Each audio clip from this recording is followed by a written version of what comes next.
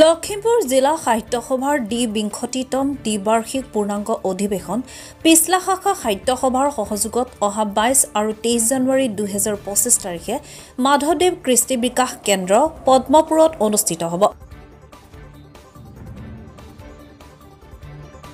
আজি দ্বিতীয়খন আদৰণি সমিতিৰ কৰ্ণধাৰ বৈঠক অনুষ্ঠিত হয়।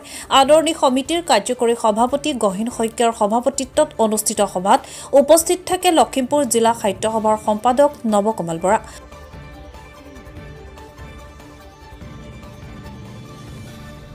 শাখাৰ সভাপতি লক্ষেশ্বৰ শইকীয়া, প্ৰাক্তন সম্পাদক অনন্ত শইকীয়া, আকাশ উপসমিতিৰ সভাপতি শ্ৰীযুতা ভদ্ৰেশ্বৰী শইকীয়াৰ লগতে তাঁতীবাহাৰ অঞ্চলৰ বহুসংখ্যক ৰাইজ উপস্থিত থাকে। আদৰণি সমিতিৰ যুটীয়া সম্পাদক মহেন্দ্ৰ শইকীয়াই সকলোৰে সঁহাৰি বিচাৰি আহ্বান জনাইছে।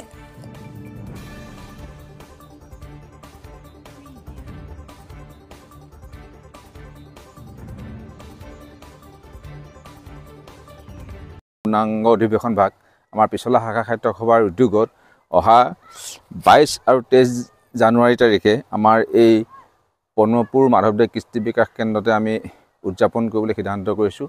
তাৰে আজি আদৰণি সমিতিৰ আমাৰ কৰ্ণধাৰ সমিতিৰ আজি প্ৰথম বৈঠক আছিলে আৰু এই বৈঠকত আমাৰ জিলাৰ সম্পাদকো উপস্থিত আছিল আৰু জিলাৰ সমিতিৰ লগত আমাৰ আদৰণি সমিতিৰ কৰ্ণধাৰ সমিতিৰ বহুখিনি বিষয় আলোচনা কৰি সিদ্ধান্ত কৰা হৈছে। ইয়াতে আমাৰ স্মৃতি গ্ৰন্থ আৰু কেইবাখনো গ্ৰন্থ ইয়াতে উন্মোচন কৰাৰ সিদ্ধান্ত কৰা হৈছে আৰু এই কাৰ্যসূচীৰ আমাৰ ২২ জানুৱাৰী তাৰিখে আমাৰ পিছলা শাখা সাহিত্য সভাৰ পূৰ্ণাংগ অধিৱেশন হ'ব আৰু ২৩ জানুৱাৰী তাৰিখে আমি এই কাৰ্যসূচী বা জিলাৰ কাৰণে ৰাখিছোঁ। তাতে জিলা সমিতিৰ আগবেলা সাধাৰণ সভা হ'ব আৰু ঠিক তাৰপিছতে ১২ বজাৰ পাছত আমাৰ পূৰ্ণাংগ অধিৱেশন ভাগ হ'ব। সেই অধিৱেশনতে আমাৰ জিলা সমিতিয়ে আমাক জানিবলৈ দিয়া মতে কমেও ১০খন গ্ৰন্থৰ তেখেতসকলে উন্মোচন কৰিব বুলি আমি গম পাইছোঁ আৰু তাৰে প্ৰস্তুতিৰ কাৰণে আমি ইতিমধ্যে আমাৰ শাখাৰ সকলোবিলাক সদস্য ইতিমধ্যে আমি আগবাঢ়িছোঁ আৰু আমি আশা কৰিছোঁ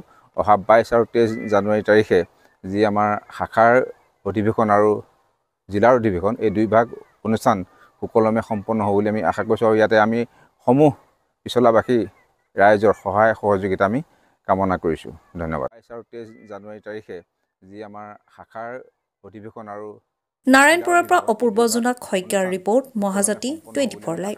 ইয়াতে আমি সমূহ পিছলাবাসী ৰাইজৰ সহায় সহযোগিতা আমি কামনা কৰিছোঁ।